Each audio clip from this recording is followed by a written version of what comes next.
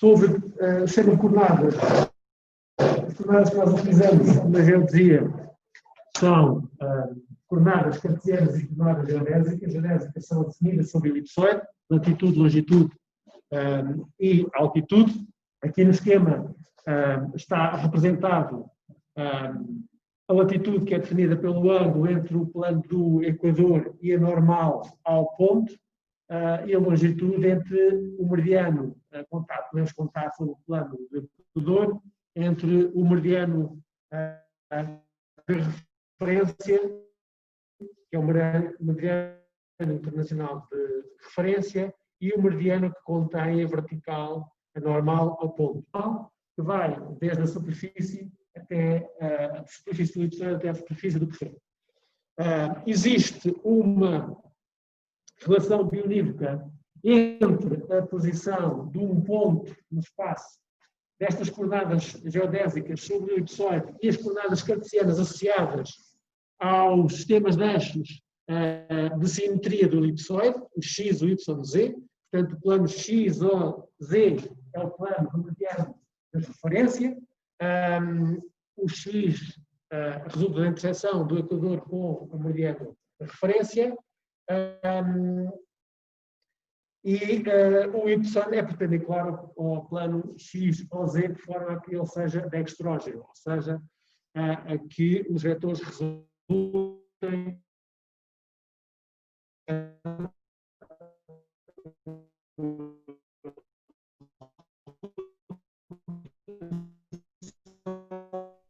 Deixa eu só ouvir, professor.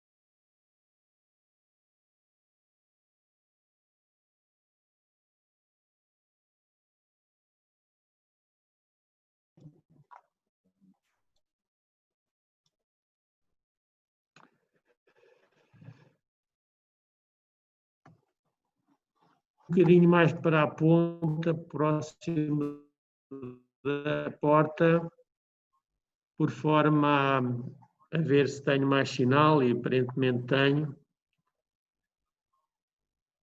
Vamos então compartilhar.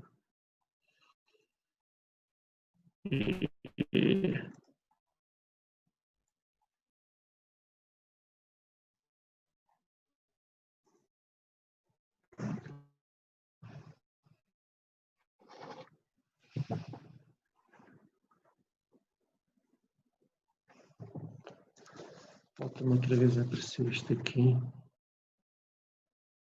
Como é que desaparecia isto? Era...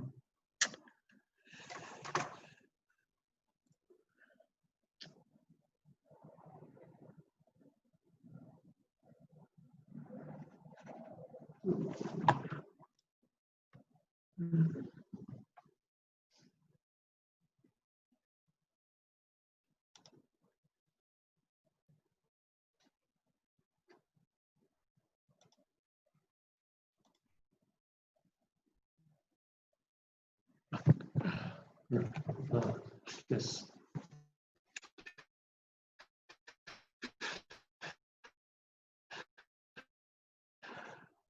Ok, desculpa lá. Aparece aqui a faixa debaixo das minhas aplicações e a parte de informação que está contida. Portanto, isto é a conversão direta de coordenadas geodésicas em coordenadas retangulares. Não saímos do mesmo sistema de referência geodésico.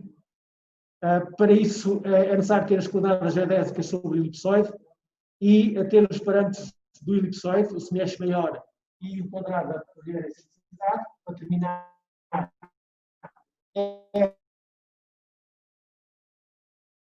O raio à superfície elipsoide até ao eixo de rotação, onde é o raio de curvatura, ele depende da latitude. Vocês veem nesta expressão aqui, subentende, na expressão aqui embaixo, vocês não veem o meu pontador. Então, olha, agora desapareceu. Do raio de curvatura, e ele é determinado, é dependente da latitude.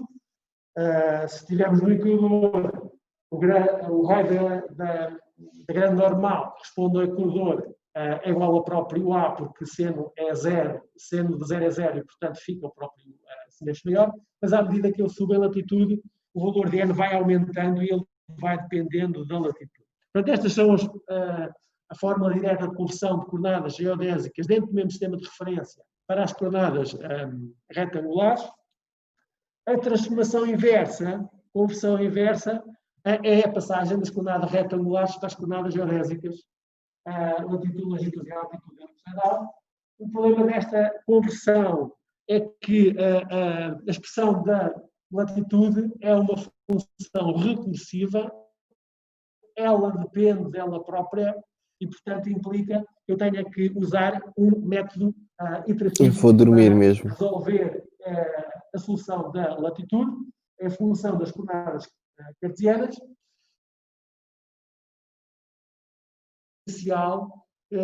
a partir de uma expressão que não dependa da latitude, e ela é um caso particular em que,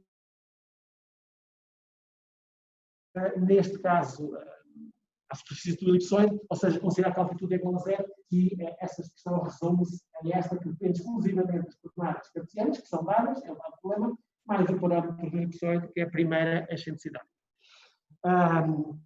Portanto, determina-se uma primeira solução com esta expressão, depois substitui-se no N, porque o N depende, é grande normal, depende da latitude, portanto, com φ0 determino o N0, com o φ0 e o N0 determino, com esta expressão já geral, o φ1, depois pega-se no φ1, substitui-se no N e o seno de φ, obtém-se o φ2, sucessivamente, ou φ3, φ4, e para-se o processo iterativo quando a diferença entre dois φs consecutivos é inferior a um determinado delta, que eu assumo como a precisão ou rigor da conversão de coordenadas. Depois a altitude, porque é que ela vem no fim? Porque a altitude depende da altitude elipsoidal, depende da latitude geodésica. Portanto, eu primeiro preciso determinar a latitude geodésica no processo iterativo, e o próprio N, também depende da latitude, e só depois é que eu posso determinar a altitude.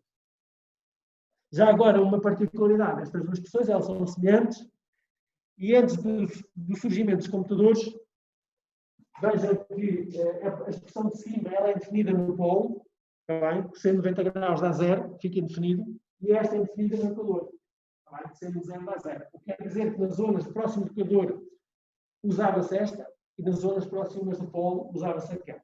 Contudo, isso era quando se trabalhava com poucas casas decimais, em que os cossenos e senos eram aproximados por séries de potências e não se tinha grande capacidade computacional, então tinha que se usar formas que não estivessem próximas da indeterminação. Com os computadores aumentaram a capacidade de cálculo, ou seja, o número de casas decimais, e hoje mesmo que tenhamos um valor muito, muito próximo de 0, as máquinas resolvem e não dão uma solução determinada. Só mesmo se se o φ for igual a 0.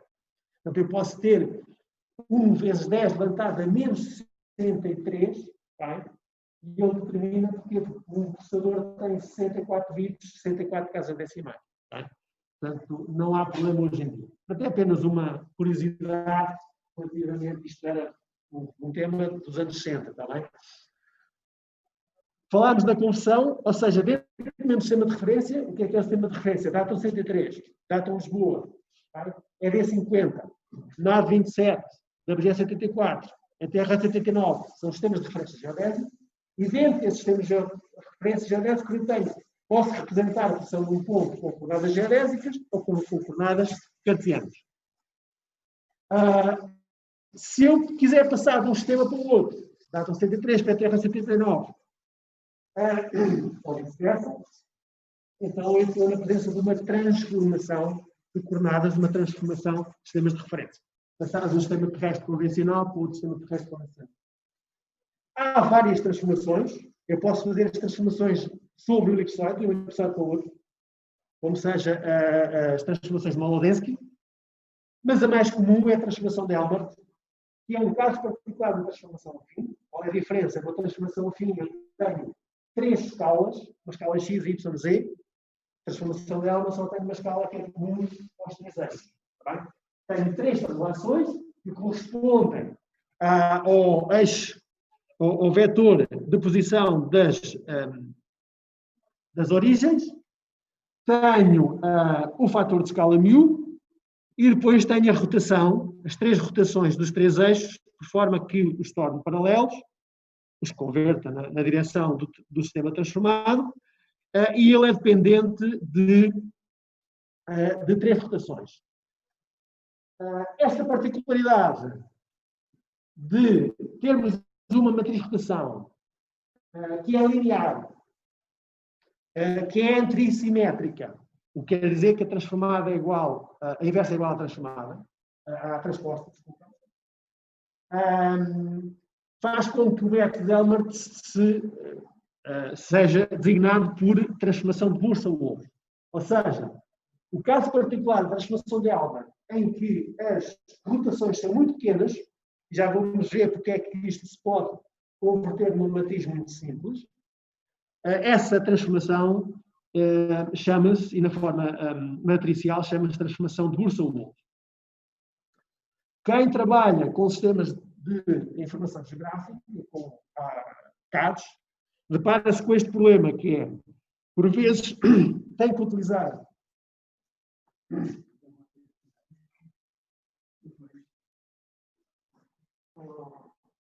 agora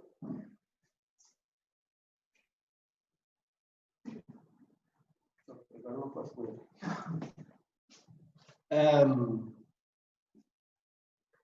Quando vocês, no sistema de informação geográfica, têm que optar por uma transformação de Bursa-Wolff, aparecem-vos dois sentidos de rotação. E esses 2 sentidos são 2 métodos, que é o método Coordinate Frame Rotation Transformation e o método Position Vector Transformation. Portanto, assume as rotações no sentido anti-horário e outro assume as rotações no sentido horário. Nós utilizamos aqui o Coordinate Frame Rotation Transformation, que é mais comum entre os americanos. Por exemplo, a DGT, no seu método, utiliza o Position Vector Transformation, porque resulta já de uma norma internacional e é muito utilizada no espaço europeu. Portanto, nós aqui aplicamos as rotações no sentido anti-horário, está bem? E aqui estaria exatamente ao contrário. Eu agora pedia-vos que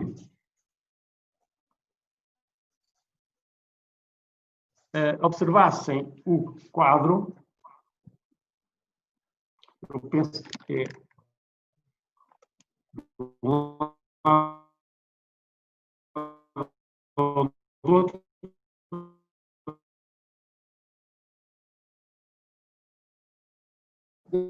este sistema resulta do produto de matriz de rotação em X,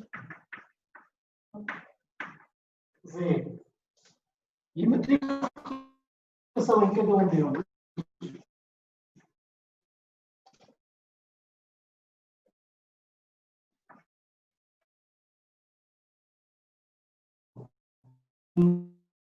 a identidade na linha e na coluna correspondente ao eixo sobre o qual se faz a rotação, e depois os outros elementos são constituídos por seno de alfa, vou chamar alfa 1, alfa x, alfa 1 associado ao x, o 2 associado ao y e o 3 associado ao z.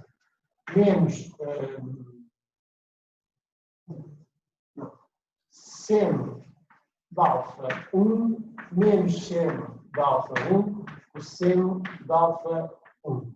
Pois o RY é idêntico, mas a estrutura da identidade vai para a linha e a coluna do próprio eixo sobre o qual se faz a rotação, que é o 2, o Y, e pomos aqui seno de alfa 2, seno de alfa 2, menos seno de alfa 2, e seno de alfa 2.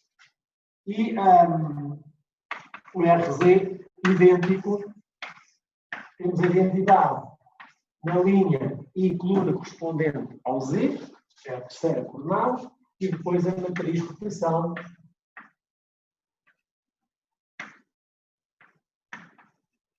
comum no espaço bidimensional.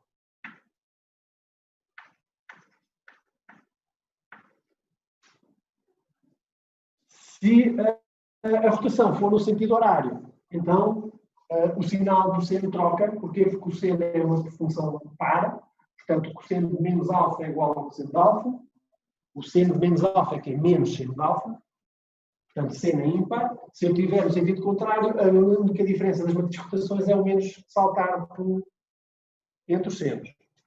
Ora, se vocês fizerem um produto destas matrizes, vão ter uma matriz com produtos, somas entre cossenos e senos. Ok? Mas vamos considerar que o alfa 1, 2 e 3 são muito pequenos.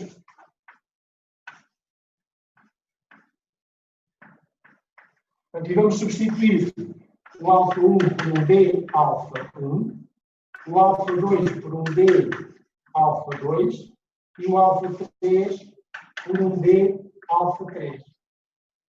Okay? D de infinitesimal. Vocês estão a ver desse lado o ecrã, bem? Estão?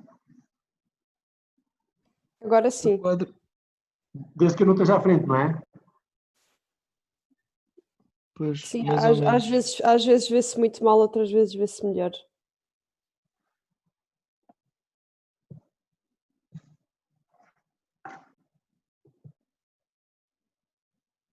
Menos. No telemóvel vê-se muito melhor, sim. Então, destaquem a janela do telemóvel. No telemóvel vê-se bem. Olha, isto permite o seguinte, está bem? Permite que a gente pegue nos cossenos e senos e simplifiquemos. Porquê? Porque o cosseno de um ângulo muito pequeno é igual ao próprio, é igual a 1, porque D alfa muito pequeno é próximo de 0, cosseno de 0 é 1, portanto, vamos considerar que o cosseno de um ângulo muito pequeno é igual a 1. E o seno de um ângulo muito pequeno é igual ao próprio ângulo, desde que seja definido em radianos, está bem? Portanto, quer dizer que os senos e cossenos são todos substituídos por uns e Ds alfas. Está bem? E vai simplificar. E daí resultar, então, esta matriz de 1 de alfa 3 menos de alfa 2 menos de alfa 3 1 de alfa 2 menos de alfa 1 1. Portanto, isto só é válido nessa simplificação esta linearização, porque na prática estou a linearizar. Portanto, há outra condição que é necessária aqui. Vou considerar quando eu tenho d-alfa I vezes d-alfa J, isto é igual a zero. Porquê? Porque o produto de duas quantidades muito pequenas é uma quantidade ainda muito mais pequena. Chamamos nós uma quantidade de segunda ordem. Tá? E, portanto, quando aparecer aqui produtos, porque eu vou ter aqui nos termos deste produto de matrizes, produto dos dois senos, tá? Vai-me aparecer d-alfa vezes d-alfa, e esses d-alfa cortam-se. É esse passo que constitui a chamada linearização. Linearização é truncar a minha expressão matemática e eliminar todos os termos de ordem 2 ou superior. Tá? Portanto, d-alfa vezes d-alfa é d-alfa ao quadrado. Sendo d-alfa um valor muito inferior a 1, o d-alfa ao quadrado é um valor ainda muito mais pequeno. Tá? E, portanto, quando estamos a trabalhar... E qual é a razão? É que os sistemas de referência terrestres, à partida, são todos geocêntricos e são todos convencionais, em que os eixos são muito próximos do eixo de rotação da Terra. Tá? Se eles são todos muito próximos, quer dizer que a diferença angular entre os sistemas de referência, Táton 103, Táton Lisboa, a Terra 79, os ângulos são coisas de segundos de arco. Tá bem? 2 segundos de arco, 1 segundo de arco, 5 segundos de arco. Ora, seno de 1 segundo de arco é igual ao próprio ângulo em radianos. E, portanto, essa simplificação é legítima e dá boa aproximação. E esta é uma parte de simplificação do processo, do método de transformação Morsel-Wolff. Portanto, eu agora vou novamente, sem sair daqui, o que é que eu faço? Eu vou Shift, não dá, tem que ser Escape, tenho que ir aqui, partilhar e voltar novamente. E aqui, para vocês lá em casa verem.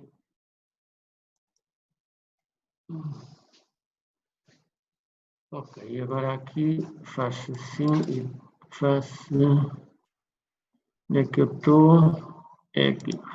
Ok. Pronto.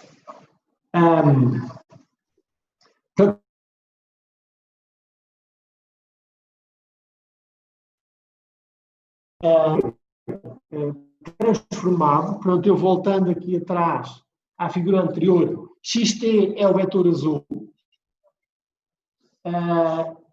o x é o vetor que eu quero transformar, ou seja, é o vetor verde, que está definido, é a posição do i relativamente a este sistema de eixos original, e com esta transformação, em que c é a translação entre as origens, μ é a escala, um valor muito próximo de 1. E os alfas são a rotação, que estão nesta matriz, a rotação em x, y, z. Estou a considerar nesta matriz estes sinais que correspondem a uma rotação anti-horária, portanto, Coordinate Frame Rotation Transformation. Se eu souber estes parâmetros, 3 rotações, 3 translações em fator de escala, eu posso pegar umas coordenadas x, y, z de um sistema e transformar para outro sistema. Tá? Mas o que nós abordamos aqui é como é que eu determino esses parâmetros. Tá? E a determinação desses parâmetros requer o conhecimento de coordenadas nos dois sistemas. Tem esta grande vantagem, portanto eu não preciso saber os elipsoides. Porquê? Porque isto é uma transformação cartesiana tridimensional, não entram aqui elipsoides. Tá? Essa é a grande vantagem, comparativamente, por exemplo, à transformação de modo denso. Portanto, eu preciso no mínimo 3 pontos no espaço, com coordenadas no sistema e no outro. Porquê? Porque cada 3 pontos contribui com 3 equações, uma equação em x, uma y em z. Portanto, se eu tiver 3 pontos, eu, no máximo vou ter 9 equações. Ora, isto é o sistema com 7 incógnitas. Portanto, eu tenho até 2 equações a mais. Portanto, basta-me 7 equações para resolver o problema. Contudo, o que se faz é que eu, com muito mais pontos, tenho redundância, tenho muito mais equações do que parâmetros a determinar e, portanto, eu tenho que aplicar aqui o método de mínimos quadrados para estimar esses parâmetros. Portanto, as rotações, já vimos, são rotações muito pequenas, o que leva à simplificação e transformar a transformação de Elma numa transformação Burson-Wolff, que é um caso particular. As translações são também muito pequenas, na ordem da centena de metros ou dezenas de metros, porque os sistemas são geocêntricos, portanto, a origem, o centro, a origem do elipsoide está muito próximo do centro de massa e todos eles estão próximos uns dos outros. Já o fator de escala resulta pelo facto de, na realização da rede geodésica, que deu origem às coordenadas, foram utilizados instrumentos de medição de distâncias. E todos os instrumentos são imprecisos. Não nos dão uma precisão absoluta. Uns, inicialmente, usavam os fios de Inver. Antes dos fios de Inver eram réguas, no século XVIII, com o Delambre e o Mechan, na primeira rede geodésica que fizeram em França.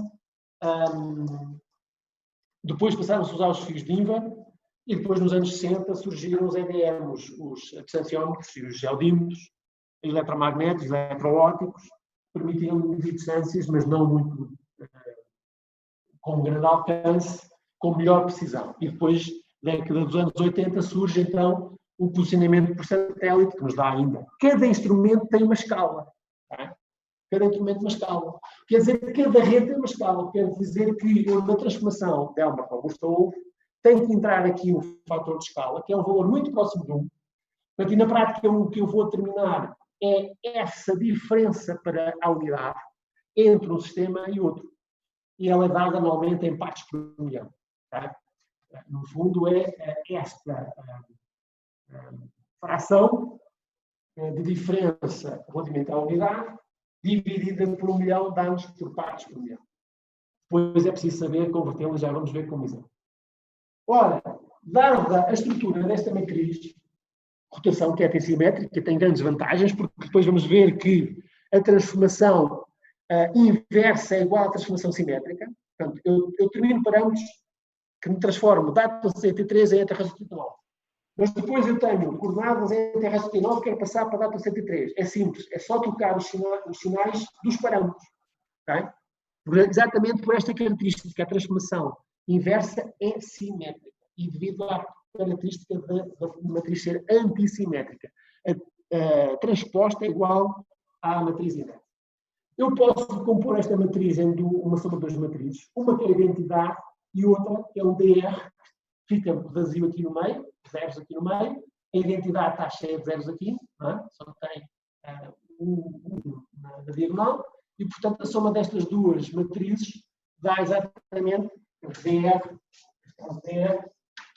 será igual a 0 de alfa 3 menos de alfa 2 menos de alfa 3, 0 menos de mais de alfa 1 de alfa 2 menos de alfa 1, 0. Então, se eu somar esta matriz com a identidade, eu tenho exatamente a matriz de rotação. Portanto, eu posso também fazer aqui uma espécie de linearização em que destaco uma quantidade conhecida, que é a identidade, e separo uma quantidade que é uma incógnita para mim. Isto num processo de estimação de parâmetros. Está bem? Portanto, eu não estou aqui na fase em que o utilizador utiliza parâmetros e transforma.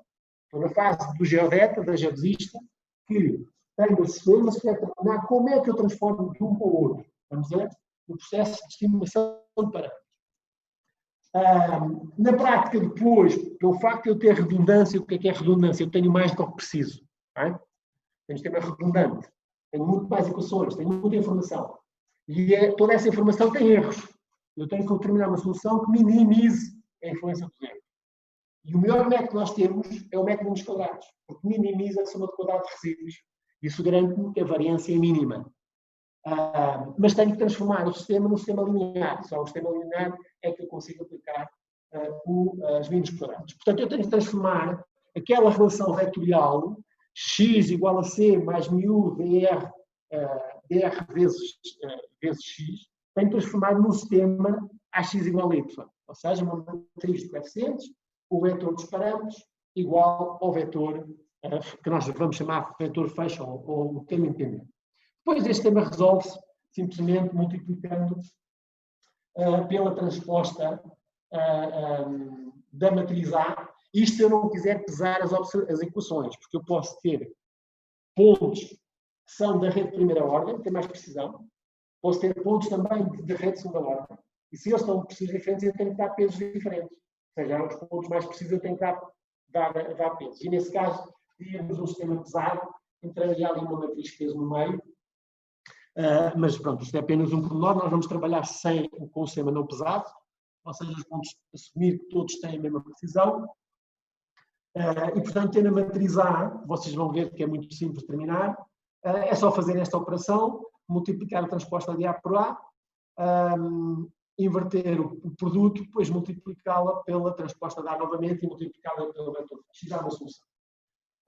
Isto chama-se a solução do sistema de equações normais. Eu penso que... Deixa-me ver... Ok, eu vou parar aqui e vou interromper para vocês poderem aqui no quadro os pelo menos que estão um bocadinho afastados desta matéria, compreenderem como é que eu resolvo o meu sistema de equações. Portanto, vamos imaginar que eu tenho um sistema VP, que é o vetor dos parâmetros, igual a L.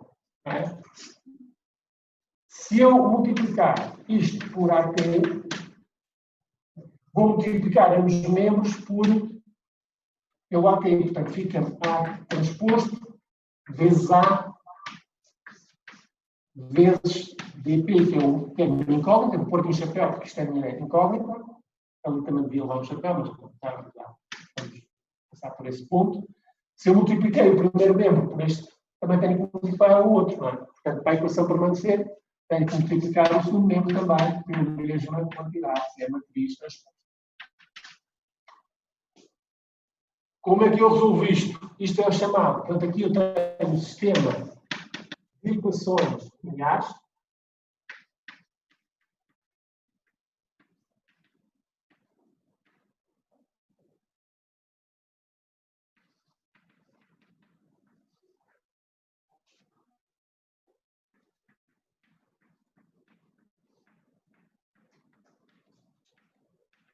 Habitualmente chamamos de sistema linear.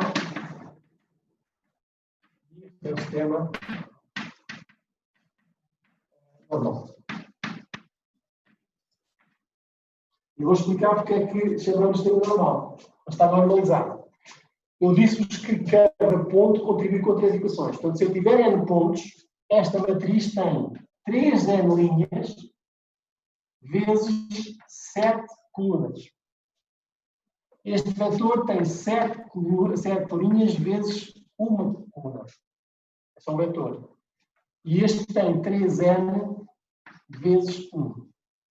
E podemos verificar que esta dimensão matricial é igual àquela, porque quando eu multiplico isto por isto, este 7 corta e fica 3n vezes 1. E dá 3n vezes 1. Okay? Portanto, 3n vezes 1 é um sistema... Imagina, isto é 3n linhas e é 7 colunas.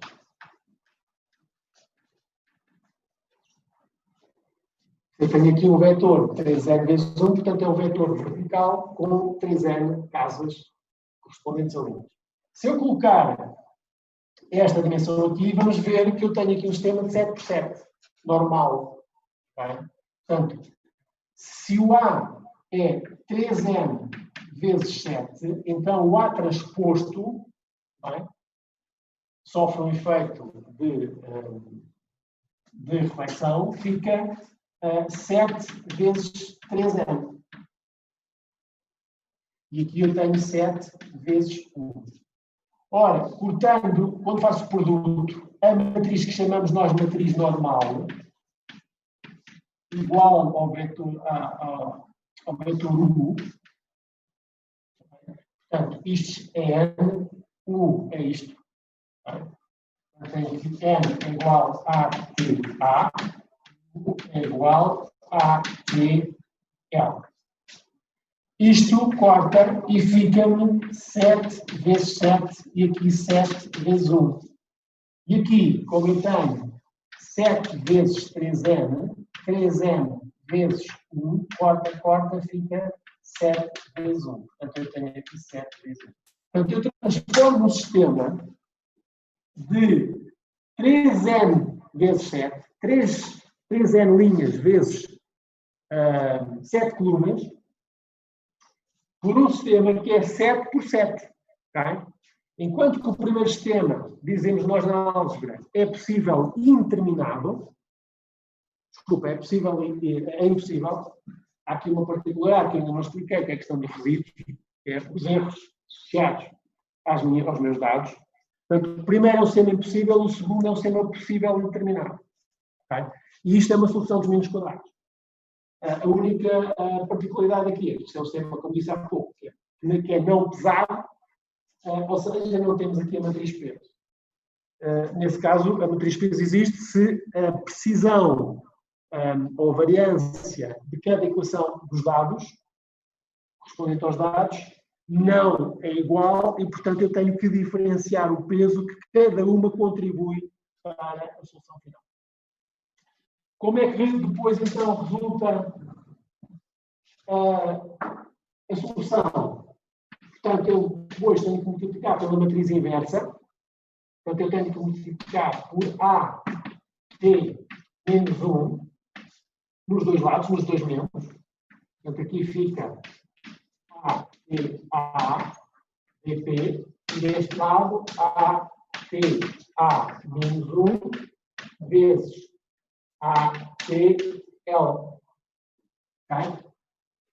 Ora, quando eu multiplico uma matriz inversa pela própria matriz, isto dá uma identidade. Está bem? É a mesma coisa que multiplicar 3 por vezes 1 sobre 3, pelo inverso de 3. Não é? Portanto, 3 vezes o inverso de 3 dá 1. Ora, isto fica aqui então dp, a identidade, igual a AT A menos 1 vezes AT L, que é o que está no slide.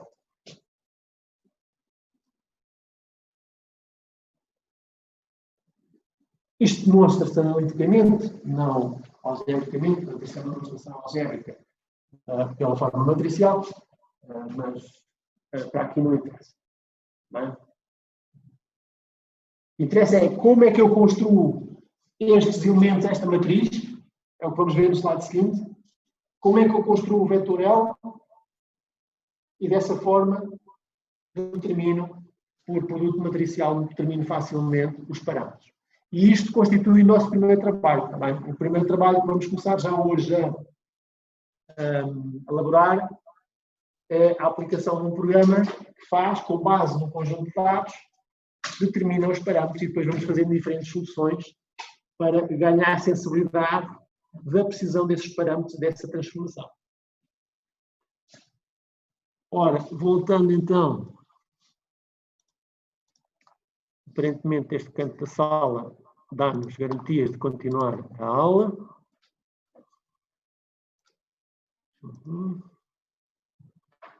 E agora aqui, retirar isto. E aqui.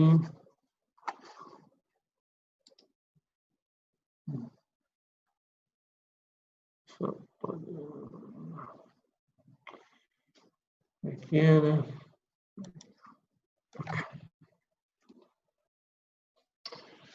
Isto é tal, aqui é uma simplificação de como é que eu consigo construir a tal sistema de equações lineares, para além daquilo que eu já falei, que é desdobrar a matriz de rotação numa soma da identidade com uma matriz de rotações infinitesimais.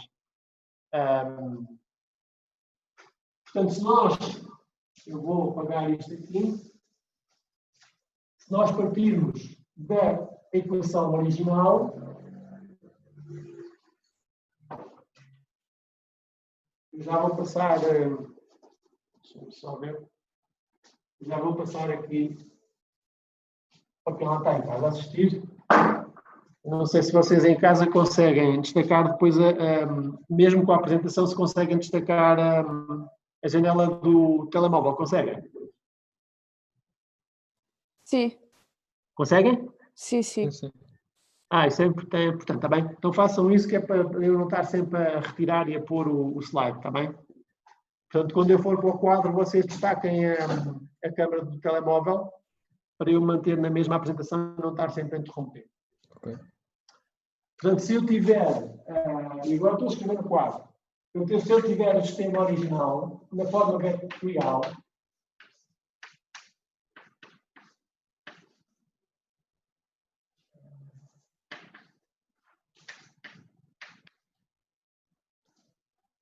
R também é uma matriz e, portanto, R também deve ter uma seta por cima, portanto, também é um... Se eu agora considerar estas simplificações, reparem, eu quero saber quais são as translações, qual é o fator de escala e qual é as rotações que me conseguem fazer a transformação. Portanto, elas são incógnitas para mim. Não é? Então, eu pego nessas incógnitas e vou desdobrá-las. Vou aproximar por uma quantidade próxima da quantidade final e deixo apenas uma pequena fração como incógnita para estimar. Portanto, então vou considerar o vetor de relação vai ser igual a um vetor de relação inicial, que é uma constante. Portanto, isto aqui é uma constante, mais DC. E este DC, sempre que eu puser o chapéu, é aquela incógnita que eu quero estimar. Chamamos nós parâmetro. É incógnita. É uma variável aleatória. Criar o μ, que é uma constante, isto é um vetor constante, não é? Isto é um vetor incógnito. Portanto, aqui é incógnito. E isto vamos considerar igual a 1 mais dμ. Portanto, dμ é o meu chapéu. Isto é uma constante. E o R é a mesma coisa. Vai ser igual à identidade mais dr. Isto são valores, parâmetros que eu meto logo no início. Claro que isto é sério, não é? Está bem definido. O problema é aquilo, como é que eu vou, qual é as transações iniciais. Portanto, isto são, digamos, as aproximações iniciais dos parâmetros.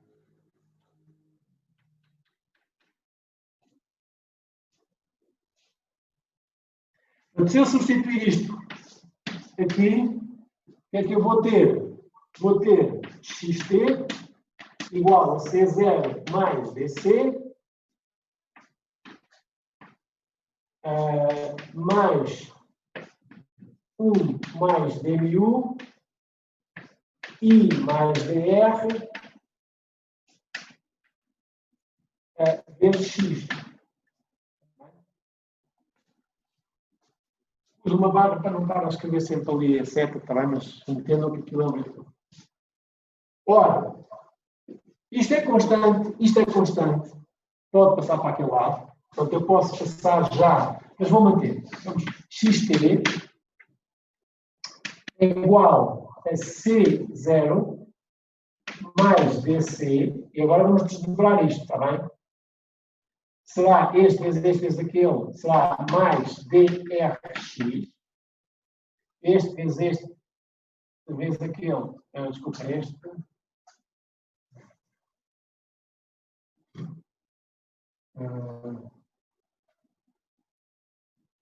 mais x, desculpem, este vezes este dá x, para este vezes aqui dá drx, este vezes aquele dá dμx, e agora este vezes aquele dá dμ dr vezes x. E esta quantidade, fazemos a mesma coisa que fizemos há pouco, o mesmo produto de duas quantidades muito pequenas é uma grandeza de segunda ordem. Portanto, isto aqui é de segunda ordem.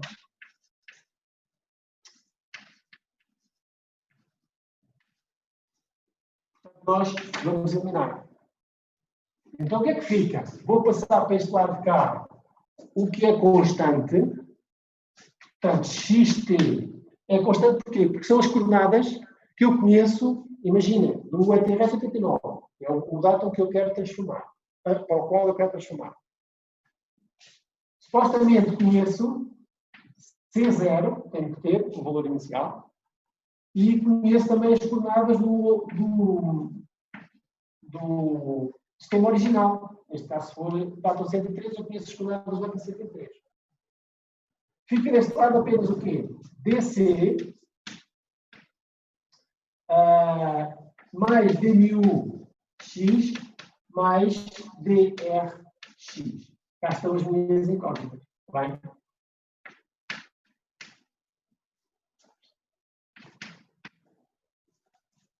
Ora, isto é o meu vetor independente, nós chamamos de vetor fecho.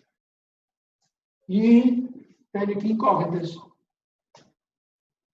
Portanto, agora está ali a resolução do slide.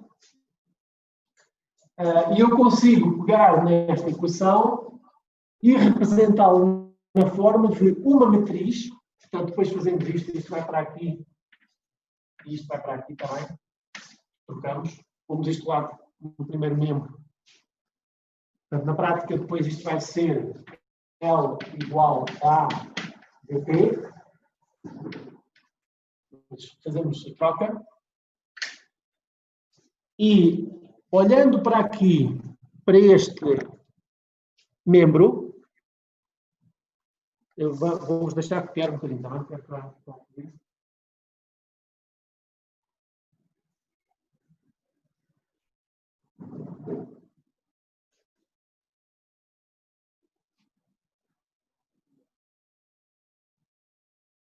O que estou a fazer é já a demonstração do exercício na ficha de exercício. Tá bem?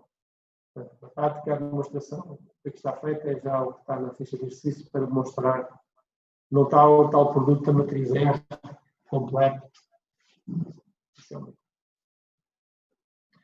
Pronto, o que é que eu vou fazer agora? É reorganizar este membro, de onde estão as minhas incógnitas isoladas, pegar nos coeficientes das incógnitas e agregá-los numa matriz A. Tá bem? E ficando destacado no vetor dp o vetor dos parâmetros. Agora peço-vos que mudem para o slide em casa. E o que nós temos agora então é o seguinte. Esta matriz A é constituída por três partes, três submatrizes. A primeira é a identidade que corresponde ao coeficiente do vetor correção à translação, DC. Portanto, o que eu tenho aqui é a identidade, está aqui.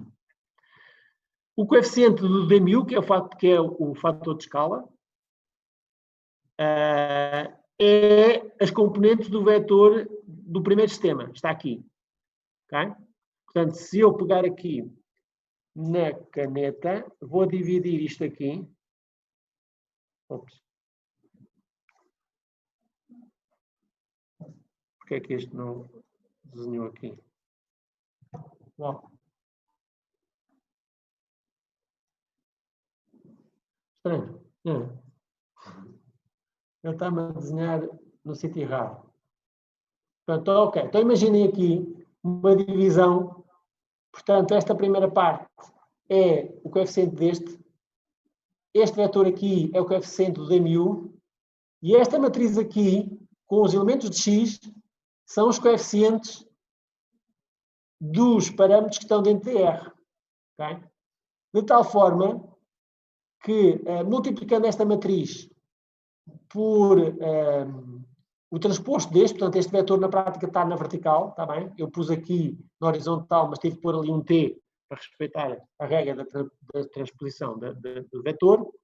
Portanto, o produto desta matriz pelo transposto deste vetor vai-me dar exatamente este membro E do outro lado tenho este vetor com a diferença das coordenadas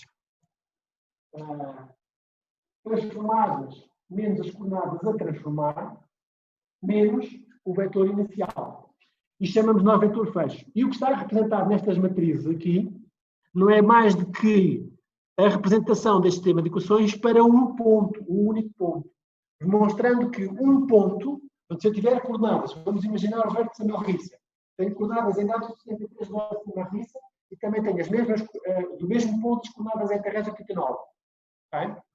Com essas três, com o conjunto de coordenadas, eu formulo 3 equações. Não consigo resolver o problema porque eu preciso de mais 4. Okay? Portanto, se eu lhe acrescentar mais pontos, vou acrescentando mais conjuntos de 3 equações. E, portanto, na prática, depois tenho aquilo que eu tinha aqui representado, que é um sistema de 3 vezes n, para n pontos, 3 vezes n equações. Resolvendo esse sistema por mínimos quadrados, um sistema redundante, através de mínimos quadrados, obtenho uma estimativa do vetor dos parâmetros. Só uma questão sobre este C. Como é que eu vou, aqui o C0, que tem 3 componentes, C1, C2, C3, ou Cx, Cy, Cz, como é que eu posso estimar? Se eu utilizar o primeiro ponto da minha lista, qual é a estimativa de translação? É a diferença das coordenadas. X é Terra 79 menos X de data 103 dá-me uma estimativa de translação em X. Com o Y é a mesma coisa, com o Z é a mesma coisa. E nesse caso, quando eu substituísse o C aqui, o L vinha 0. Vai a este ponto. Então, na prática, o que é que nós podemos fazer? Eu tenho N pontos. Vou calcular com os N pontos translações, com cada um deles. Depois faço uma média. A média de translação é X com as coordenadas. A média de translação Y com as coordenadas Y. A média de translação é XZ com as coordenadas Z. E esses valores são uma boa aproximação para a transformação, para a translação final. Os mínimos quadrados vai-me devolver a correção DC1, DC2, C3 em metros, centímetros, decímetros, para me dar uma estimativa mais precisa do que essa translação estimada pela média da diferença das coordenadas também. Portanto, um bom valor inicial para o C0 é a média das translações calculadas com as diferenças das coordenadas dos dois sistemas dos dados que eu tenho. Portanto, em resumo, eu escolho um conjunto de pontos superior a 2, dos quais eu conheço as coordenadas nos dois sistemas que eu quero determinar os parâmetros de transformação, aplico os mínimos quadrados a esse sistema redundante, determino os 7 parâmetros, e a partir daqui pego nesses 7 parâmetros e posso aplicar a qualquer outro ponto do qual eu não conheço as coordenadas num dos sistemas. Okay? Portanto, imaginemos que eu tenho uma rede geodésica de primeira ordem, de segunda ordem, de terceira ordem. Primeira ordem são 120 pontos. Primeira ordem. Segunda ordem são 700 e 800. E de terceira ordem são 6.000, 700.000.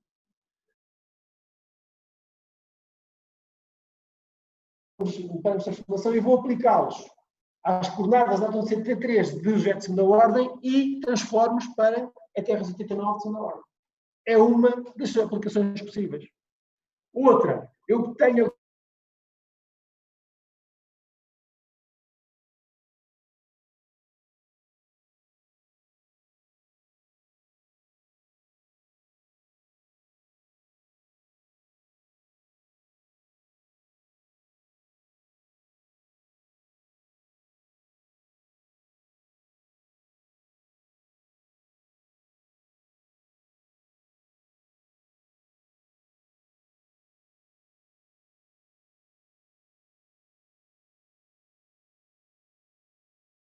forma. Okay? Claro que o que é que podemos fazer primeiro? Fazer outras funções. Né? Pegar a folha 25.000 tem coordenadas cartográficas. Não é? Tenho que passar para coordenadas geodésicas, passá-las para coordenadas cartesianas, aplicar a transformação, depois voltar novamente para achar, para coordenadas geodésicas novamente para projeção. Portanto, não posso fazer a transformação logo direta. Okay? E outras aplicações que vocês conhecem por aplicação de sistemas de informações gráficas, por exemplo, com transformações on fly, ou seja, vocês estão a analisar informação proveniente de diferentes fontes, com diferentes sistemas de coordenadas, e basta dizer que aquela fonte tem aquele sistema de coordenadas e ele on fly está a fazer transformação sem transformar a base de dados, não é? Portanto, na visualização, tudo cai em cima porque tudo está a ser mostrado no visualizador com o sistema de informação que está definido como parâmetros para a área de trabalho. O que é que temos aqui? Temos os parâmetros da DGT. Reparem, a rotação é feita no Position Vector Transformation, portanto, sentido horário, contrário daqueles sinais que eu tenho aqui. O que quer dizer que aquilo que vocês determinam vai-vos dar rotações com sinais contrários daqueles que aqui estão. Quando forem comparar, vocês vão comparar. Tenho aqui as translações em dezenas de metros, portanto, isto é a transformação de ETRS-9 para Datton Lisboa e Datton 103. Nós vamos fazer a transformação ao contrário, de Datton 103 para ETRS-9. Quer dizer que nós vamos obter aqui sinais contrários. E aqui também. Mas como estamos a considerar no sentido de rotação contrária, os vossos parâmetros vão ter sinais contrários em x, y, z. O mesmo sinal, que é uma dupla mudança de sinal, o mesmo sinal das rotações e depois o fator de escala vai ser sinal contrário. Tá? Já vamos ver como é que tratamos o sinal de escala, como é que tratamos. As rotações são dadas em segundos, mas depois elas têm de ser convertidas. E aqui do Datton 103 para o Datton Lisboa é D50. O que é que se faz quando vocês no SIG fazem transformação? O que é que internamente lá uma rotina vai fazer? Vocês põem lá este parâmetros com estas unidades. Primeiro, as rotações têm que ser convertidas em radianos. Portanto, o segundo é dividido por 3.600 segundos para converter em grau, depois multiplicado por π, depois dividido por 180 e fica em radianos. Portanto, vejam, cá estamos a falar naquela simplificação da matriz há pouco, porque é que eu posso aproximar o seno de um ângulo igual à unidade e o seno do ângulo igual ao ângulo. Porquê? Porque eles são muito pequenos. 10 levantado a menos 6, 10 levantado a menos 7, em unidades de radianos. O fator de escala, o que é que nós fazemos? Pegamos este valor,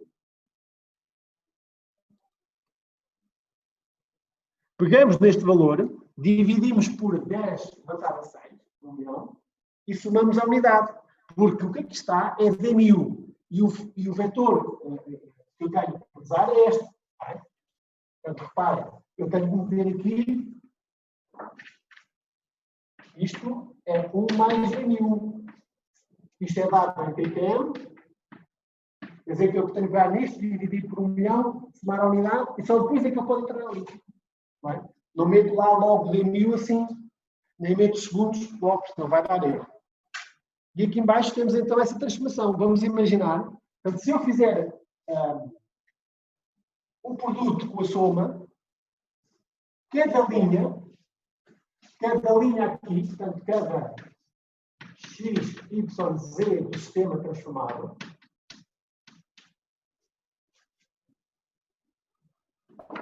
que será igual a mais, será igual a C01 ou C0x, desculpa, CX, CY, CZ, mais μ vezes 1 d alfa 3 menos d alfa 2 menos d alfa 3, 1 d alfa 1 menos mais d alfa 2 menos d alfa 1 vezes x, y, z.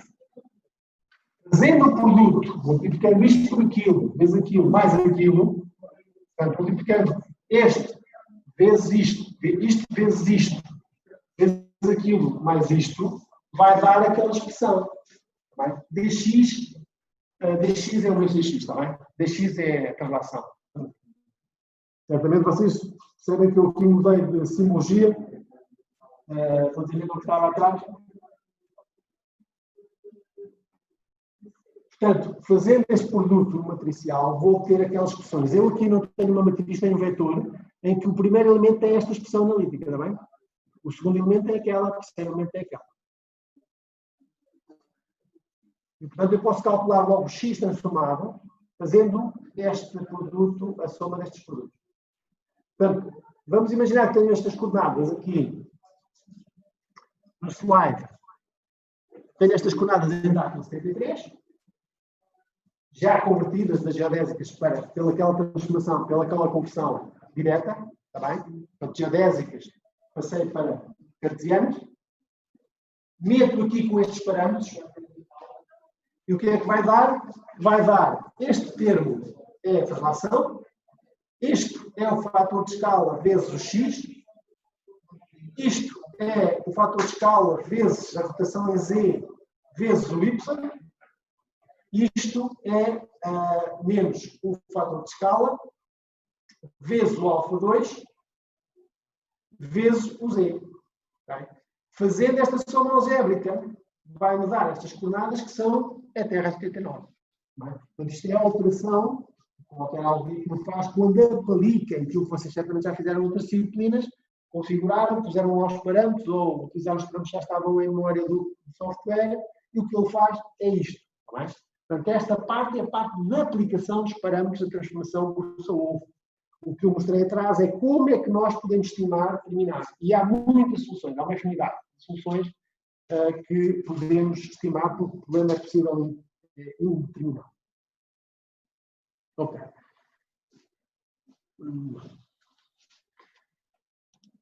Ora, e agora passamos para a próxima. Dúvidas sobre este ponto? Alguém em casa?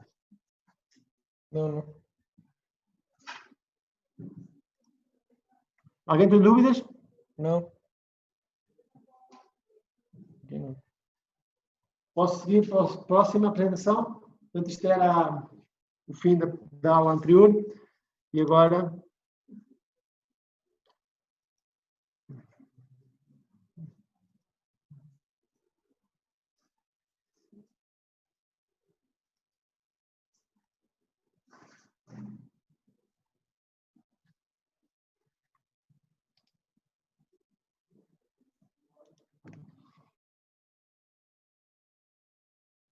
Esta aula que eu dei, basicamente, é o resumo. É o resumo porque o pessoal de DG já teve esta matéria em Geodesia Física, também. E teve outro lado, também teve em cartografia, não, estimação de parâmetros, não. Pois, exatamente. Por isso é que este tema não estava na Geodesia e voltou a estar porque ele saiu na ciência política. E a geodesia espacial também vão aplicar parâmetros. Não sei se acho que não vão terminar parâmetros para os ETRs. Embora aí vão trabalhar com 14 parâmetros, não só com 7, mas com as variações no tempo, com as derivadas no tempo dos parâmetros. Que é uma transformação generalizada. E, portanto, o primeiro trabalho vai ser um trabalho prático de estimar várias soluções de parâmetros de transformação, em particular, fazer uma análise comparativa de uma transformação local, ou seja, determinar parâmetros que são válidos aqui localmente, que garantem a maior precisão, na ordem de 7, 8 centímetros aqui na zona de Lisboa, e determinar parâmetros para o território nacional. Tem uma precisão de 40 centímetros. Eu tenho que fazer uma transformação local. Portanto, tenho que pegar nas coordenadas e estimar parâmetros para aquele domínio. E verificam também que se eu utilizar esses parâmetros desse domínio restrito, se os aplicar noutra zona, os erros disparam completamente. Portanto, ele é só válido para aquela zona. Portanto, quando eu tenho um trabalho muito específico, com plano de rigor, a transformação tem que ser transformação local. Portanto, é uma das coisas que vocês vão concluir e analisar no trabalho, porque o objetivo do trabalho não é programar ou saber programar estas formas, é saber utilizar e saber ganhar sensibilidade como é que a precisão e a exatidão dos parâmetros varia em função da geometria, em função da amostra. Tem mais pontos ou menos pontos. Portanto, é-vos pedido uma solução mínima, conjunto mínimos de soluções, mas vocês têm espaço para fazer outro tipo de análises e de experiências para ganhar sensibilidade e ver como é que as coisas se comportam em função dos dados, como é que os resultados se comportam. Entramos logo no segundo tema, que é o segundo trabalho, que é mais vasto, mais extenso. Inicialmente eles deram ao core da disciplina, passámos a discutir mais 2 temas, que foi transformação de coordenadas e estimação, transformação e geóide. já deixou de estar na geodesia física, portanto veio para aqui, por isso é que esta cadeira chama Geodesia e Aplicações. E podíamos introduzir aqui muito mais temas, mas não há tempo para isso e muito menos tempo para fazer mais trabalhos. Já têm uma carga de trabalhos para fazer estes 3 trabalhos. Não é, Armando? Ok. Então, redes geodésicas, o problema das redes geodésicas é digamos, o core business, o cerne da geodesia que nós chamamos geométrica, não é? Que trata com sistemas de referência e determinação de coordenadas de redes de apoio. Classicamente, baseia-se num conjunto de observações que são ângulos, distâncias, desníveis, vetores, se eu tiver dados de GPS, por exemplo, entre diferentes pontos da rede geodésica, os vértices geodésicos, desvios da vertical, valores de gravidade, podemos apontar aqui mais outros dados, e essas observações têm que ser reduzidas, corrigidas de erros instrumentais, de erros atmosféricos que existem, e também reduzidas ao próprio sistema de referência. Tá? Nomeadamente, se eu fizer o cálculo sobre o elipsoide, qualquer vetor que eu observe no espaço ele tem que ser projetado sobre o elipsoide. Tá? O cálculo é feito sobre o elipsoide. Tal como vocês na cartografia, se fazem o cálculo sobre o plano cartográfico, todos os dados têm que ser projetados ao plano cartográfico. Tá? Eu não posso estar a trabalhar com distâncias que não estão projetadas no plano. Portanto, eu tenho que pegar na imagem e projetá-la à luz da lei, à luz da própria projeção cartográfica utilizada. Aqui, neste caso, a projeção é uma projeção ortogonal. Chamamos nós de projeção de ângulo. Todas as observações são projetadas através da normal ao elipsoide. Portanto, a primeira fase da rede geodésica é a sua observação. Aliás, há uma fase prévia desta. É? E nós que abordaremos no final deste capítulo da rede, abordaremos umas fases que antecedem esta. Esta, digamos, as fases que eu tenho aqui, são as fases, digamos,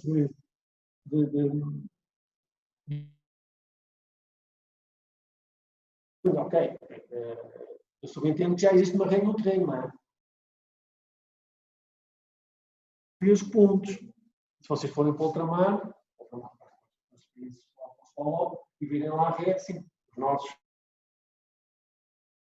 passados fartaram-se de soar, arranjar pontos para pôr geodésicos que sejam intervisíveis uns com os outros. Portanto, há uma fase prévia, antes da própria construção, que é a concepção, que é definir a sua geometria, porque eu não posso pôr pontos ou calhas, porque senão às tantas tenho uma carga de trabalho. Portanto, há uma fase de otimização, que nós abordaremos no final, e é muito aplicável em redes de monitorização de infraestruturas. Túneis do metro, por exemplo, redes de observação do túnel do metro. Não sei aquilo que está estável, ou não está estável, ou de pontos, ou de barragem.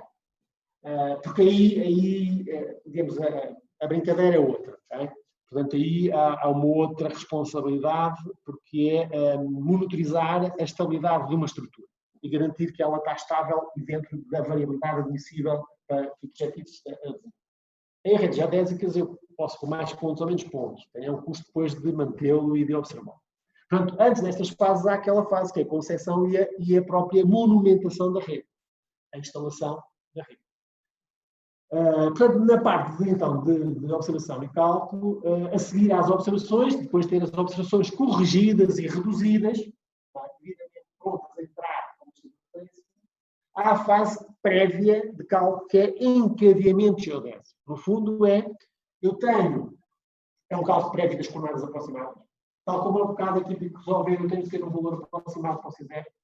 Também ali, as minhas equações vão precisar de coordenadas aproximadas. Tá? Mais à frente a gente vai abordar isso, fazemos um desenvolvimento em série Taylor e precisamos de um ponto em torno do qual se faz o desenvolvimento. E todo esse desenvolvimento vai ser as coordenadas iniciais aproximadas. E este encadeamento geodésico faz-se, imaginem, primeiro surgiu o quê? Primeiro surgiu o Louvre, ou seja, primeiro surgiu o Marco Geodésico de Lisboa, isto é São Jorge. E só depois daquele marco é que fomos calculando as coordenadas dos outros pontos. Na Melrissa, nos dados 83, terá sido a Melrissa. já estou-lhe a chamar, é o ponto de origem. Portanto, eu tenho que ter primeiro um ponto de origem. É onde o dato nasce. Não é?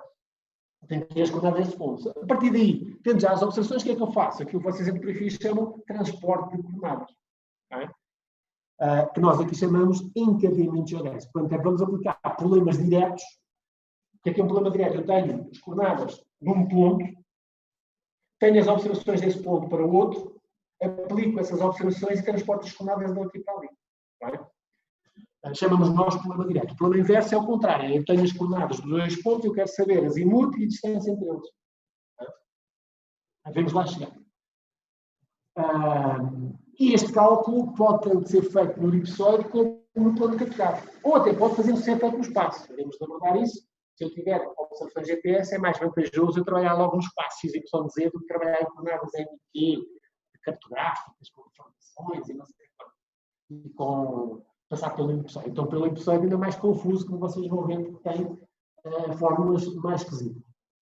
Depois de então termos coordenadas aproximadas, só por curiosidade, por exemplo, um problema que se tornou um problema que se prolongar quando foi dada a independência a Angola e Moçambique, as redes geodésicas não estavam ainda ajustadas. Tinham ajuste só por blocos, ou seja, tinha um bloco que estava ajustado entre si, o pessoal do IH, os hidrográficos, ajustavam a rede junto à costa para apoiar os levantamentos hidrográficos, mas o país todo tinha coordenadas aproximadas. E eram coordenadas com erros de 10, 12, 17 metros. Para eles fazerem a cartografia, um para 100 mil, 100 metros de erro, um para 50 mil, 50 metros de erro, não tem problema nenhum. A cartografia de pormenor era feita só na cidade. Quando o BID, por aí fora, fazia uma cartografia muito específica, em que fazia uma rede local. Pegava naquele ponto do marco geodésico de primeira ordem, ok, este é o nosso referencial local e pronto. Claro que aquilo não estava compatível com as coordenadas do outro sistema. Estavam a fazer o cálculo da rede, ainda complicado, a IBM, e dá-se a independência, portanto, veio para cá a chamada missão geográfica, que na altura, depois da independência, ficou no Instituto Tropical, Investigação Científica Tropical, que agora foi desmantelado e foi distribuído pela Universidade de Lisboa. Quando eles começam a ter necessidade de fazer trabalhos mais precisos, e o GPS surge, muito mais preciso que as coordenadas da rede, aquilo não bate a bota com o perdigão. E, portanto, precisaram fazer transformações para o datum da G74, e aquelas coisas não batiam certo, e o pessoal que fazia prospecção petrolífera no mar também não batia certo, na terra não batia certo. Uns tinham umas coordenadas, outros tinham outros. As empresas que iam para lá desenrascavam, faziam um datum local, porque não tinha sido feito. Contudo, já cá em Portugal, colegas meus que fizeram curso comigo, tiveram no Instituto de Extensão Científica Real, da rede. E, portanto, nós continuámos a trabalhar e a rede ficou ajustada. E quando pediam coordenadas ao Centro de Geodesia, eles davam as coordenadas mais precisas que tinham, que eram já ajustadas. Já tudo ajustado, todo o país ajustado num bloco só. Mas também não batiam certas com aquelas. Quando eu fui chamado lá, em 2015, para determinar os parâmetros de formação do datum Camacupa para o W74, claro que eu não vou trabalhar com coordenadas aproximadas, mas eu quero coordenadas ajustadas, porque eu levo as coordenadas do ICT. E a transformação deu limpinha. As coordenadas estão bem calculadas, estão coerentes com o W74. Só que eles não tinham as coordenadas originais. Sempre que as coordenadas ajustadas, sempre que lhe davam as coordenadas ajustadas, aquilo perdia-se e era uma bagunça. E, portanto, os países até meados dos anos 80, era trabalhar ainda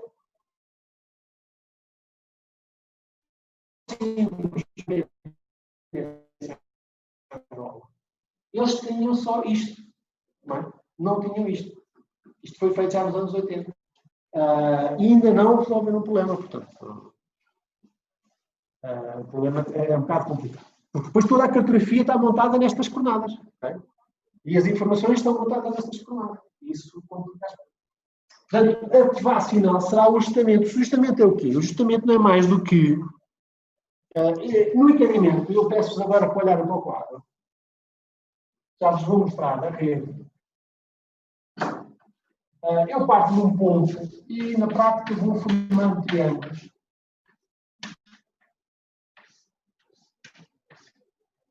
Este ponto é o meu ponto de origem. Okay? Para terminar as coordenadas neste ponto N, eu posso seguir este caminho, transpor daqui para aqui, transportar daqui para aqui, transportar para ali, ou posso fazer isto, ou posso fazer isto. Bem? Cada caminho que eu utilizar no transporte dos coordenadas vou obter valores diferentes. Porquê? Porque cada lado que eu observei tem erros. E à medida que eu vou transportando, os erros vão se acumulando, vão se adicionando.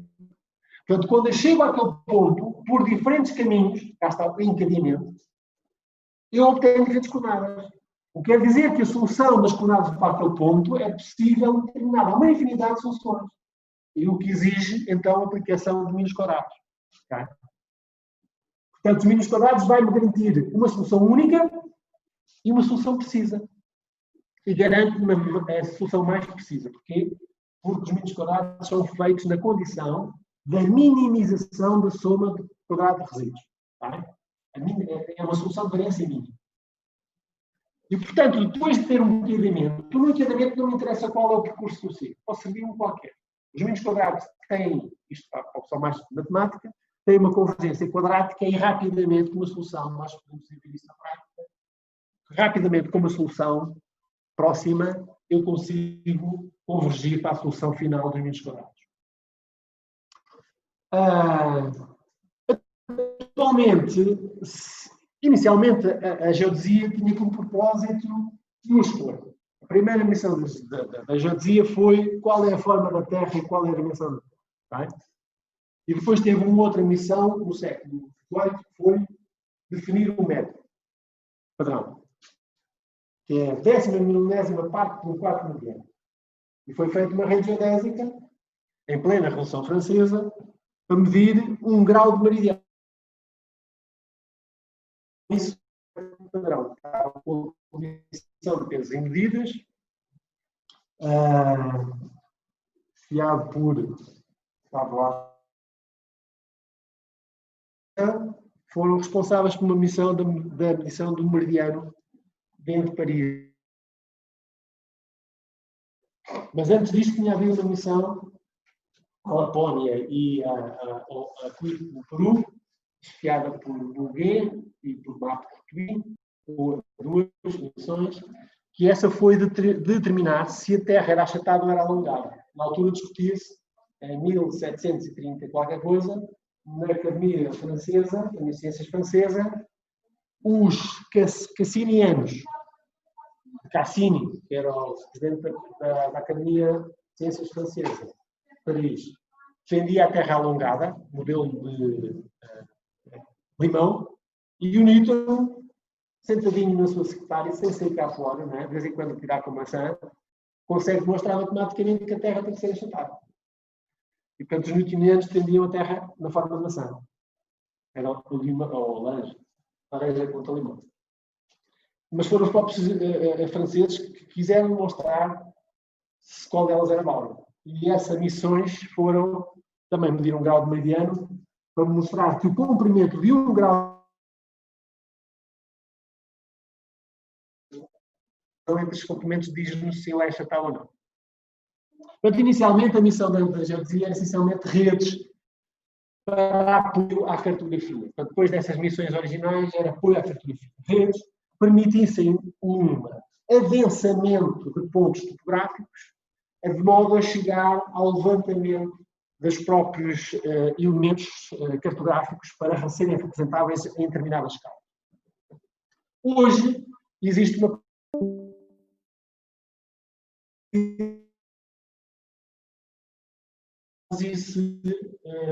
recorre a redes geodésicas. Aqui há dois níveis de redes geodésicas. Umas que nós designamos e definimos dentro da área chamada microgeodesia. Microgeodesia é a parte da geodesia que trabalha numa terra plana. Portanto, a curvatura da terra não tem influência. Mas utiliza equipamento e métodos matemáticos de alta precisão. são utilizadas na geodesia. E isso estamos a falar redes de monitorização de estruturas, pontes, barragens, etc., ou controle de deslizamentos, ou de estabilidade de muros de suporte, por aí fora. E depois temos a macrogeodesia, que é, ou grande geodesia, que é aquela em que a Terra tem que se tratar a Terra não é por tu, mas por você. Em que ela não é redonda, tem curvatura, é variável a curvatura, não é um episódio perfeito. E essa geodesia utiliza redes de grande dimensão. Portanto, temos redes de apoio à cartografia, ao levantamento fotográfico, ou, por exemplo, redes de apoio, agora que está-se a monitorizar a costa devido à erosão costeira, temos redes, pontos de apoio que servem aos levantamentos próprios para esse fim.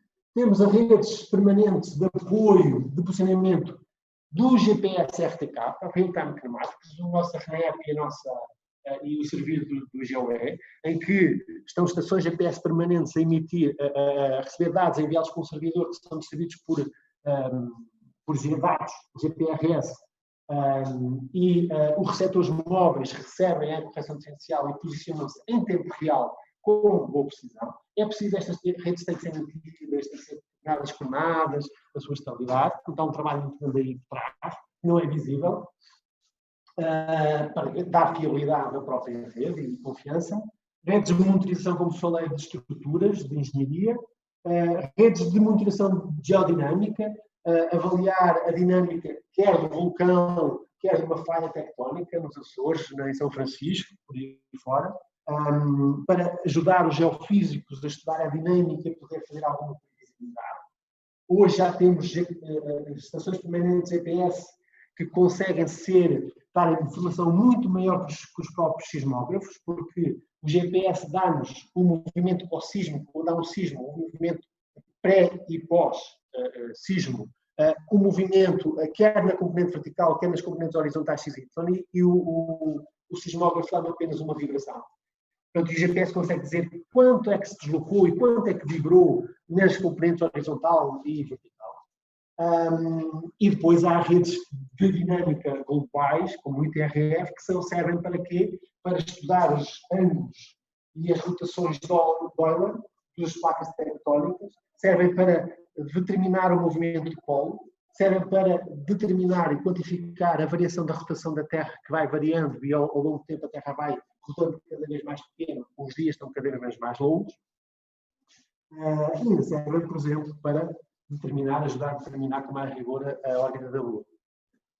E muito mais paro aqui porque há uma infinidade de aplicações que são utilizadas nas redes. Portanto, recentemente, talvez, matemático na parte de concepção, que é o nosso de otimização de redes, ou seja, qual é a solução de rede ótima para responder a uma determinada finalidade, a um determinado propósito. E, portanto, por isso é que eu falei, para além daquelas 3 fases que eu vos disse de cálculo, concepção de cálculo, existe a fase prévia de concepção, otimização e depois implementação da rede. O encadeamento geodésico, como eu falei aqui, é o transporte de coordenadas para todos os pontos da rede e é feito a partir do chamado origem do dado. Na cartografia é o ponto central, não é? É aquele ponto central da projeção. Na geodesia é o ponto origem. E estes sistemas de referência, estes data locais, que nós chamamos topocêntricos, eles são, na prática, um data é a forma que tínhamos antes de posicionar esse elipsoide era pegarmos numa normal. Portanto, imaginem um elipsoide, que é uma batata. Imaginem uma normal que é um palito espetado na batata. E essa normal é a normal do vértice geodésico de Lisboa. Eu vou pegar nessa normal e vou colocar a minha batata de forma a ficar tangente ao geóide daquele ponto de Castelo São Jorge e esta normal coincidir com a vertical de Castelo São Jorge. Quando eu consigo isso, o elipsoide, desde que a forma e a dimensão esteja sido bem determinada, está muito coincidente na região de Portugal ao geóide, ao campo gravítico, à superfície potencial do geóide. E, portanto, serve o propósito, a gente dizia, isto era a forma de posicionar, penso que tem um slide mais aí para a frente, o datum topocêntrico, como sejam os nossos dados Lisboa, Cascais, Lisboa, datum 73, o ED 150 em Potsdam, na Alemanha, o NAD 27 nos Estados Unidos e por aí fora. Japão, Rússia, por aí fora. E, portanto, a partir deste ponto de origem, no qual eram feitas, em termos clássicos, observações astronómicas de azimute, uma longitude para definir a vertical lugar e definir a orientação do elipsoide, basicamente é definir a orientação do meridiano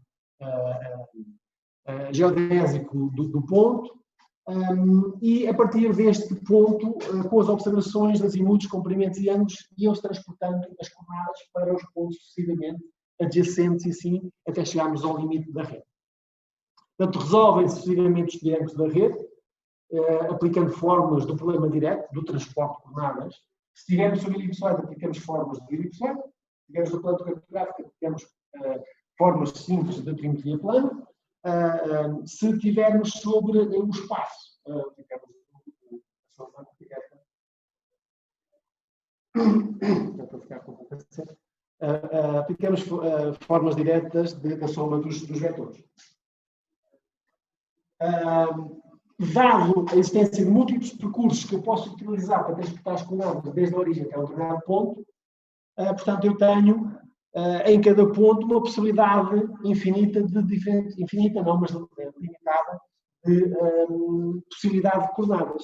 E isso vai justificar depois o ajustamento das coordenadas. Portanto, na prática, imaginem que eu tenho aqui um ponto de origem, mu, tenho vários alcaria ruiva, austrel, tenho vários pontos. O que é que eu observo aqui? É onde eu tenho duas setas, eu observei o azimuth, é onde eu tenho dois traços duplos, um traço duplo, observei o comprimento, onde eu tenho um traço simples, significa que observei apenas direção, ou seja, eu tenho ângulos em todos os pontos, e em alguns pontos eu tenho comprimentos e azimuths. Porquê? Porque os comprimentos, na altura, como eu vos disse, claro, em termos clássicos, eram medidos com INVA, levava muito tempo medir uma base, chamamos nós base geodésica. Os azimuths também eram azimuths feitos astronomicamente, eram feitos à noite, e também levavam muito tempo. Portanto, o que é que se faz? Fazem-se, e observam essencialmente ângulos, todos os ângulos entre os pontos, o que quer dizer que esta rede é uma triangulação, e observam-se alguns comprimentos e alguns azimuths espalhados pela rede. Okay? No origem, no início e depois ali pelo meio, para reorientar e reescalar a rede. No nosso país nós temos, como vocês vão ver, uma cobertura total do nosso território, mas países como a França, a Espanha, Angola, a rede geodésica são redes de cadeias de triângulos. Ou seja, porque não dá para, nem tem vantagem de preencher o isto com redes de primeira ordem. Então fazem-se cadeias de triângulos. Isto é o que, temos em geodesia, isto corresponde a uma poligonal geodésica. Só que na poligonal fotográfica é simples. Okay? A poligonal geodésica tem que ser cadeia de triângulos. Porque senão eu perco a redundância e perco a robustez da rede. E, portanto, é só vocês olharem para a rede geodésica de primeira ordem de Angola, veem uma situação deste género de cadeia de triângulos. Todas as observações são feitas, azimuths, ângulos, distâncias limitais, têm que ser corrigidos primeiro dos erros instrumentais, se eles não foram anulados ou cancelados, no próprio processo de observação, erros atmosféricos, e depois têm que ser projetados ao sistema de referência que eu quero. Se eu estou sobre o plano cartográfico, tenho que reduzir primeiro ao elipsoide e depois ao plano cartográfico a projeção cartográfica. Se eu estou sobre o elipsoide, basta só projetar sobre o elipsoide. Se estou no espaço, então é a observação espacial. Aí não há a redução. Outro exemplo de rede. Isto é a rede que vocês vão fazer no primeiro trabalho, no segundo trabalho, com diferentes soluções. Aquelas elipses ali traduzem elipses de confiança, ou elipses de erro, não sei se acho que são elipses de confiança. São elipses de erro. Este traço representa 10 centímetros, é a escala gráfica das elipses, e, portanto, a elipse maior que ao fundo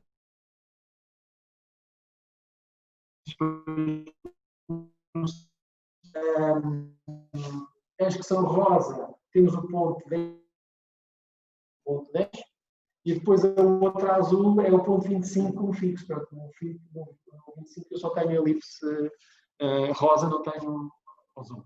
Enfim.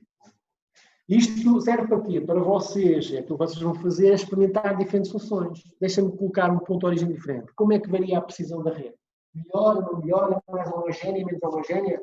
O que nós vamos observar é que os erros vão-se acumulando à medida que eu me afasto do ponto de origem. O ponto de origem é o ponto fixo. Tá? Então, se eu pôr 0 ponto origem no centro, o erro distribui-se de forma mais homogénea. Tá? Até a vantagem aqui de escolher, de otimizar o chamado otimização do datum. Qual é o meu ponto de origem? Por isso é que o datum 103 deixou de ter, ao contrário do datum de Lisboa, deixou de ter um ponto de origem fora do centro geodésico e colocou o ponto de origem no centro geodésico. Para quê? Para distribuir melhor os erros e minimizar os erros lá acima em balança. Tá? Pior seria colocar o datum fixo em Faro. Tá? Isso seria muito melhor. Portanto, a razão de passarmos do datum em Lisboa para a datum 103 é exatamente isto que vocês vão observar nesta primeira rede. Esta era uma segunda rede que existia quando nós só tratávamos de redes nesta disciplina. Era uma rede GPS na Ilha Terceira, enquanto que aqui vocês têm um comprimento aqui, há uma seta, alguns por aí, tem uma seta, tem mais... A volta há uma seta, tem um azimuth aqui e um azimuth ali, tem um comprimento aqui, tem um comprimento de alguns ali. Esta rede, como era de GPS, eu tenho tudo. Ou seja, não tenho direções, tenho só comprimentos e azimuths. Portanto, eu fui buscar os dados ao GPS, converti em azimuths e em comprimentos e tenho uma rede de GPS. Tá? E esta rede, na altura, era para comparar a solução dada por um software comercial e o software que nós utilizamos. Desenvolvido. Esta é a rede geodésica de primeira ordem atualmente, mais recente, já com as coordenadas, tendo a coordenada da Terra 79. E como é que se faz o entendimento geodésico? Vamos nos fixar num triângulo. Vamos imaginar que o mu era o nosso ponto de origem. Okay? Que eu tenho um comprimento de mu para a altura da ruiva, tenho um azimuth de mu para a estrela e o azimuth inverso, porque é fácil calcular o azimuth inverso, e depois tenho as direções entre todos os pontos, quer dizer que eu tenho o ângulo A, o ângulo B e o ângulo C mesmo. Okay? Isto são os meus dados. Como é que eu vou transportar as coordenadas daqui para ali? Primeiro, para transportar daqui para ali, de mu para a estrela, eu tenho que ter este comprimento. Primeira coisa, eu vou resolver calcular este comprimento. Este ângulo eu devo tratar como um ângulo esférico. Tá? E o ângulo esférico aplico a relação de senos. A relação de senos não é seno do ângulo dividido por lado, mas é seno do ângulo dividido por seno do lado. Porquê? Porque os lados aqui são arcos e os arcos correspondem a ângulo ao centro. Tá? Portanto, os lados aqui também são ângulos. E como é que eu converto um lado a ângulo? É multiplicar pelo raio de curvatura. Então, por isso é que aparece ali o raio e multiplicando pelo raio de curvatura. Portanto, se eu tiver esta distância S, este ângulo θ há de ser igual a R vezes S, isto, obviamente, é radiante, está bem? S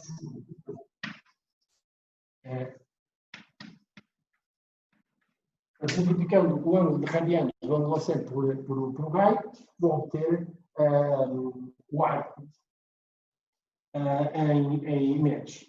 Se fizer o contrário, portanto, se eu fizer o raio, o ângulo vai ser igual a S a dividir por R. Portanto, primeiro passo, determino B através da relação de senos.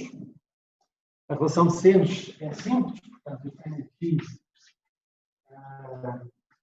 A, C, D, portanto, aqui tenho B, tenho aqui C, tenho aqui A, portanto, eu tenho seno de A está para seno de A, e como seno de B está para seno de B, e como seno de C está para seno de C.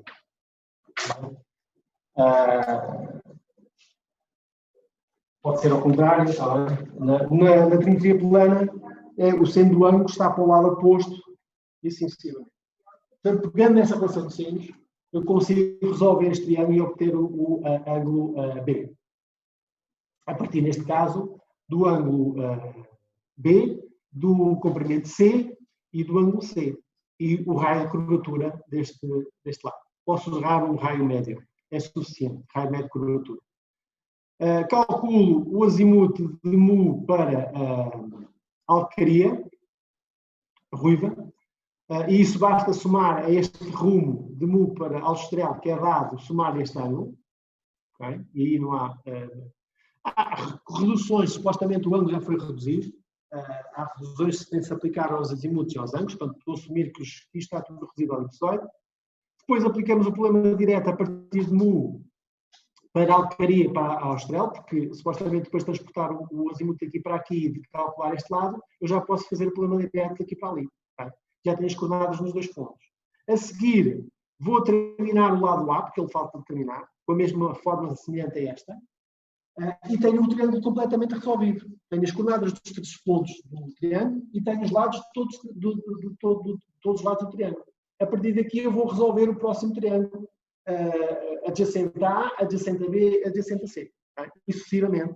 E desta forma faço o encadeamento e repito o processo até obter as coordenadas em todos os pontos. Esta é a rede nacional.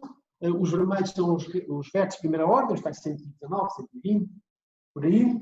Depois os azuis escuros de segunda ordem e os azuis clarinhos de terceira ordem. Portanto, inicialmente há uma rede primordial, que é a primeira ordem, que é mais precisa, onde nós gastamos mais energia e necessitamos maior confiança e maior rigor.